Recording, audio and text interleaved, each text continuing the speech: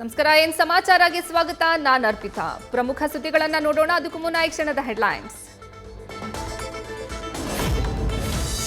ಅಯೋಧ್ಯೆಯಲ್ಲಿ ಮರುಕಳಿಸಿದ ತ್ರೇತಾಯುಗದ ವೈಭವ. ಇಂದು ದೇಶದ ಜನರಿಗೆ ಅರುಣ್ ಯೋಗಿರಾಜ್ ಕೆತ್ತಿರೋ ಬಾಲರಾಮನ ಮೂರ್ತಿ ದರ್ಶನ. ರಾಮ ಮಂದಿರದ ಕಾಂಪ್ಲೆಕ್ಸ್ನ 70 ಎಕರೆ ಜಾಗದಲ್ಲಿ ಗರ್ಭಗುಡಿ ಮೂರ್ತಿಯ ಮೆರವಣಿಗೆ. ಜನವರಿ 22ರಂದು ಅಯೋಧ್ಯೆ ರಾಮ ಮಂದಿರ ಉದ್ಘಾಟನೆ, ಪ್ರಾಣ ಪ್ರತಿಷ್ಠಾಪನೆ ದಿನ. ಸರಿಯೂ ನದಿಯಲ್ಲಿ ಪ್ರಧಾನಿ ಮೋದಿ ಪುಣ್ಯ ಸ್ನಾನ. ನದಿಯಲ್ಲಿ ವಿಶೇಷ ತೇಲುವ ಕೊಠಡಿ ನಿರ್ಮಿಸಿ ಈಗಿನಿಂದಲೇ ಭಾರೀ ಭದ್ರತೆ ಜೊತೆಗೆ ಸಿಸಿಟಿವಿ ಅಳವಡಿಕೆ. ರಾಮ ಮಂದಿರ ಉದ್ಘಾಟನೆಯಿಂದ ಶಂಕರ ಮಠಗಳು ದೂರ ಎಂದು ಅಪಪ್ರಚಾರ. ಇದು ಸುಳ್ಳು. ಎಲ್ಲರೂ ರಾಮ ಜಪ ಮಾಡುವಂತೆ ಶೃಂಗೇರಿ ಮಠದ ಕಿರಿಯ ಶ್ರೀಗಳಿಂದ ಕರೆ. ಪ್ರತಿಯೊಬ್ಬರು ಶ್ರೀರಾಮನ ದರ್ಶನ ಪಡೆಯಬೇಕು ಅಂತ ಮನವಿ.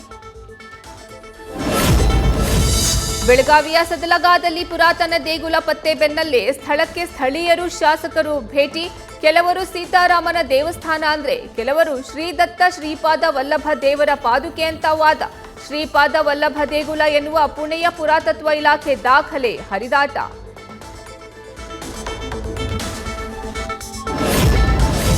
ನಿನ್ನೆ ರಾತ್ರಿ 11 ಗಂಟೆಯಿಂದ 3 ದಿನಗಳ ಕಾಲ ಪೀಣ್ಯ ಫ್ಲೈಓವರ್ ಬಂದ್. ರಸ್ತೆ ಟೆಸ್ಟಿಂಗ್ ಮಾಡಿ ಮಾರ್ಗ ಎಷ್ಟು ಸುರಕ್ಷಿತ ಅಂತ ಪರಿಶೀಲನೆ. ರಾಜ್ಯದ 18 ಜಿಲ್ಲೆಗಳಿಗೆ ಸಂಪರ್ಕ ಕಲ್ಪಿಸುವ ಫ್ಲೈಓವರ್ ಬಂದ್ ಬೆನ್ನಲ್ಲೇ ವಾಹನ ಸವಾರರ ಪರದಾಟ.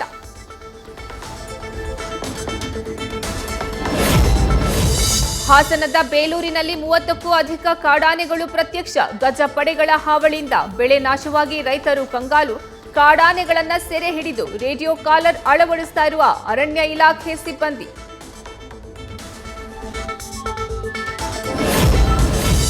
ಲೋಕಸಭೆ ಚುನಾವಣೆ ಹಿನ್ನೆಲೆ ಇಂದು ದೆಹಲಿಗೆ ಹಾರಲಿರುವ ಮಾಜಿ ಸಿಎಂ ಎಚ್ಡಿಕೆ. ಕೇಂದ್ರ ಗೃಹ ಸಚಿವ ಅಮಿತ್ ಶಾ ಭೇಟಿ ಮಾಡಲಿರುವ ಕುಮಾರಸ್ವಾಮಿ ಹಾಗೂ ಪುತ್ರ ನಿಖಿಲ್.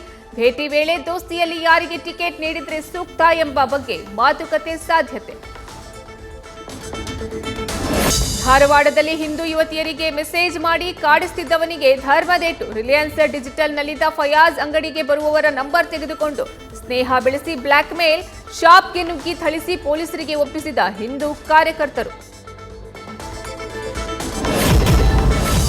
ಯಶ್ ಕಟೌಟ್ ದುರಂತದಲ್ಲಿ ಸಾವನ್ನಪ್ಪಿದ ಅಭಿಮಾನಿಗಳ ಮನೆಗೆ ಇಂದು ನಟನ ಆಪ್ತರು ಭೇಟಿ. ಗದಗದ ಸೂರಣಗಿ ಗ್ರಾಮದಲ್ಲಿ ಮೃತರ ಮನೆಗೆ ಭೇಟಿ ನೀಡಿ ಸಾಂತ್ವನ. ಕುಟುಂಬಸ್ಥರಿಗೆ ಪರಿಹಾರದ ಚೆಕ್ ವಿತರಿಸಲಿರುವ ನಟ ಯಶ್ ಆಪ್ತರು.